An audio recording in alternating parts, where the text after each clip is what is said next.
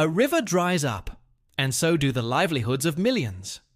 Across the Middle East, Central Asia, and Africa, water scarcity is no longer just an environmental issue. It has become a catalyst for conflict, for migration, for power struggles between states. This report reveals where water is pushing nations towards the brink and what happens when climate risk meets geopolitics. Water shortage in the Middle East is accelerating. In the MENA region, over 80% of freshwater is used in agriculture. As demand grows and aquifers shrink, conflict over water rights is intensifying. In Syria, years of drought have pushed farmers off their land. In Yemen, clean water per person has fallen far below safe levels. UNICEF finds water scarcity is displacing children and triggering unrest. Across shared rivers, tensions rise. Iraq, downstream of the Tigris and Euphrates, faces declining flows caused by upstream dams in Turkey and Iran. Experts warn that, without coordinated water treaties and strict management, this could lead to interstate friction. In Africa, transboundary basins are under stress. Population growth, climate change, and erratic rainfall are squeezing water systems. Countries that share water tend to have weak legal frameworks, meaning that upstream nations can change dam operations without consulting downstream states, sparking diplomatic protests or worse.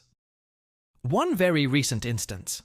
Rising Nile waters flooded parts of Sudan and Egypt, triggering displacement and damage. Egypt blamed Ethiopia's dam for sudden water releases. Ethiopia defended its actions. The disagreement revived historical conflict over water rights on the Nile. Meanwhile, in the West Bank, water infrastructure has been repeatedly damaged. Attacks on wells, pipelines, and irrigation systems leave communities without reliable water. Many accuse this of being not just environmental damage, but political strategy. In Central Asia, climate risk worsens old problems. River basins like the Amu Darya and Darya are melting. Snowpack is reducing, making flows unpredictable. Upstream usage, diverted for agriculture or hydropower, leaves downstream states desperate. Tensions flare over how to share shrinking supplies for drinking, farming, industry. Policy disagreements can straddle economic, ethnic, and political lines, risking interstate friction. Climate change acts like a multiplier. Droughts and heat waves reduce rainfall. Higher temps increase evaporation. Energy demands rise, pushing countries to build dams. But dams change flows downstream.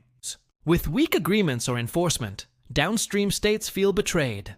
Upstream states feel unfairly accused. What are governments doing? Some treaties exist, but many are old, vague, or not respected. In the Nile Basin, for example, long-standing colonial-era water agreements are being challenged. In Iraq and Syria, upstream dam development is often unilateral, with downstream complaining of loss of water for agriculture.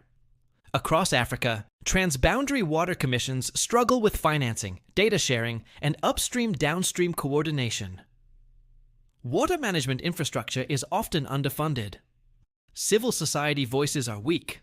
Climate adaptation is patchy. Consequences go beyond water itself. Food security collapses when irrigation fails.